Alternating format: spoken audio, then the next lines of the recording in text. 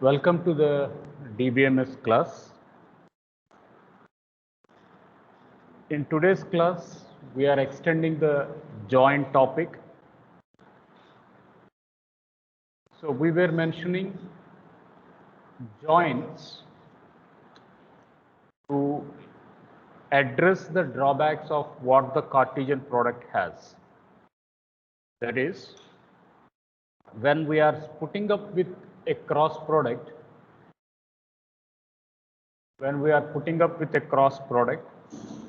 we get n into m. So 3 rows are there in S1, 2 rows are there in R1. So now we should be getting the 6 rows. But the drawback here was we get the duplicates. But the drawback here was we are going to get the duplicate values. This was the prime reason why people went to the next concept called as a join operator. This was the need. So in join operator, it takes Cartesian product represented with cross, then it takes the selection, which it is going to identify the rows, and it is going to use the projection, it is going to use the columns. So this is, we can say, Cartesian product, or we can call it as a cross product. Whatever name we can call, that is better. Now,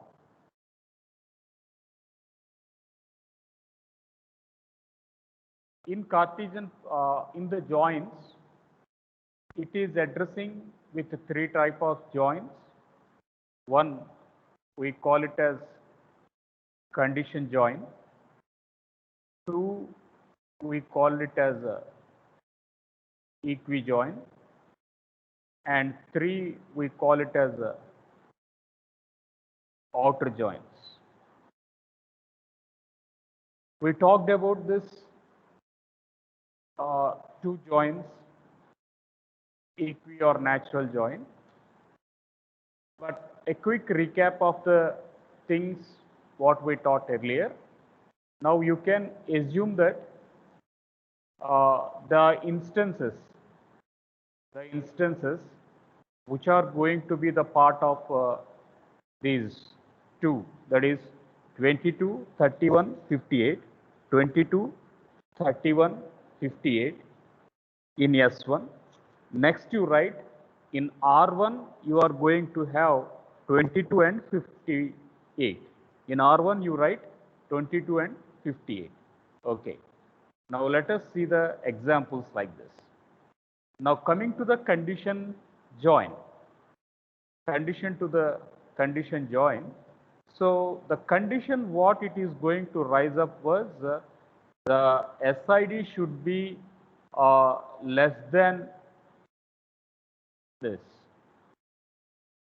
The R1 SID should be less than the SIDs in S1. If such is a case, now the SID is 22 is equals to and 31 and 58.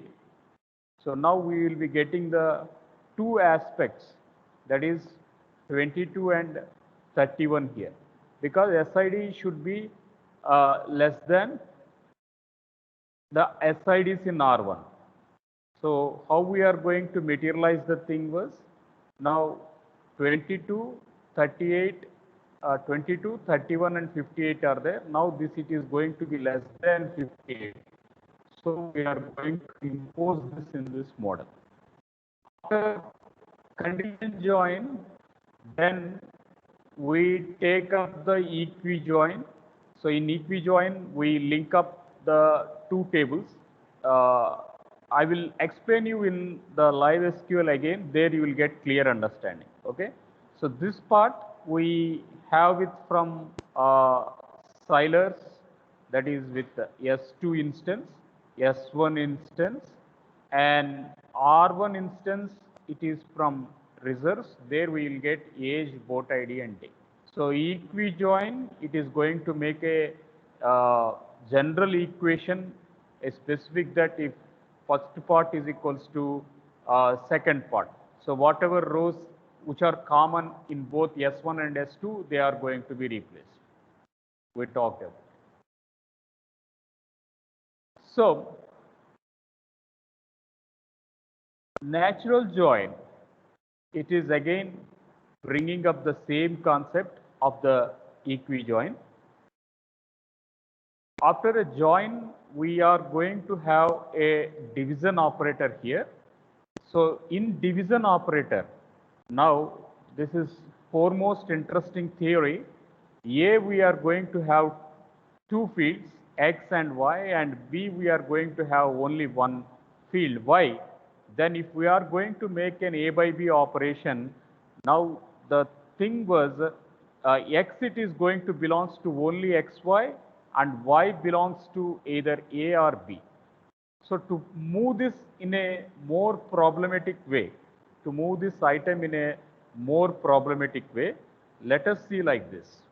We are going to have a table called as A, and it is going to have S1, S2, S1, S1. So 4 instances of S1, 2 instances of S2, and 1 instances of S3, and 2 instances of S4. It is like this. S1, it is with another attribute, it is having up to P1 to P4, and S2, it is pulled up with these items, and S4, it is pulled up with P2 and P4. Now, what happens if we are going to say A is going to be divided by B1? What is B1 value? B1 value was P2. So wherever common P2 is going to be there, those it is going to be taken up. So now we are going to have S1 and P2. Now we are going to have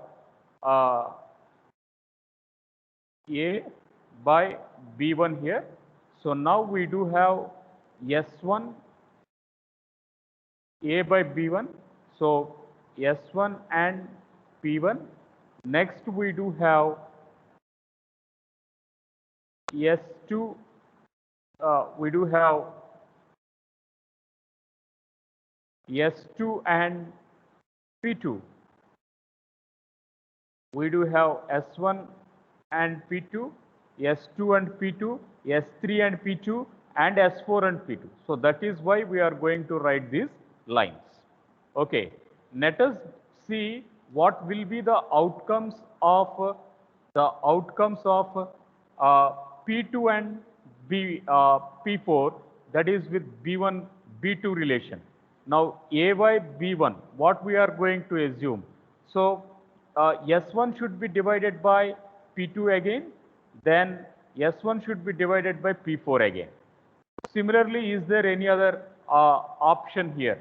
So the other option you can see there is, we don't have any other option where we need to have a division operation here. In any of the operation, we are not going to have these items. So we don't look into that aspect.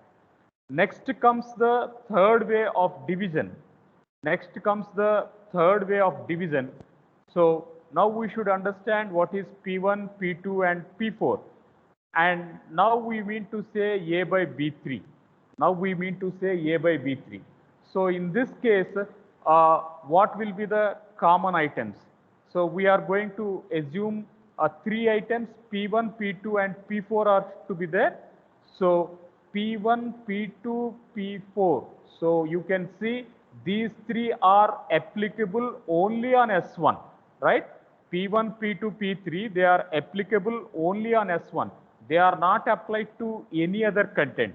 So that is how we are going to perform a division in a relational design, in a relational design of a database, we say the thumb rule like this, that is set operations we are going to discuss it up, that is x, it can be of x and y, but when it is going to be divided by b, it should be a subset of both a and b.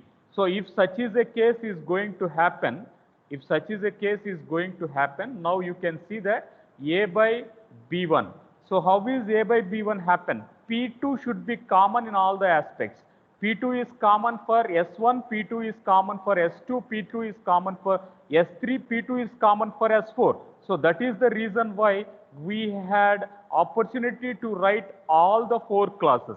But when we are going to look up with A by B2 class, then we are going to look up with A by B2 class.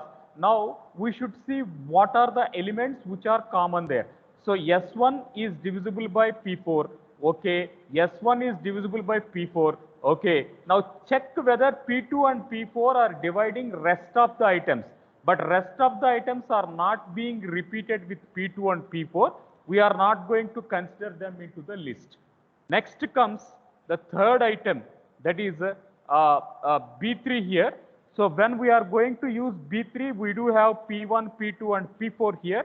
So P1, P2, P4, to which item it is divided? S2 is not having complete set, S3 is not having complete set, S4 is not having complete set, only S1 is going to have complete set. Only S1 is going to have complete set. So that is the reason why we are going to get a S1 operation here. So this is all about 2 items from this content. So after this, we will be looking into a SQL commands using live SQL. So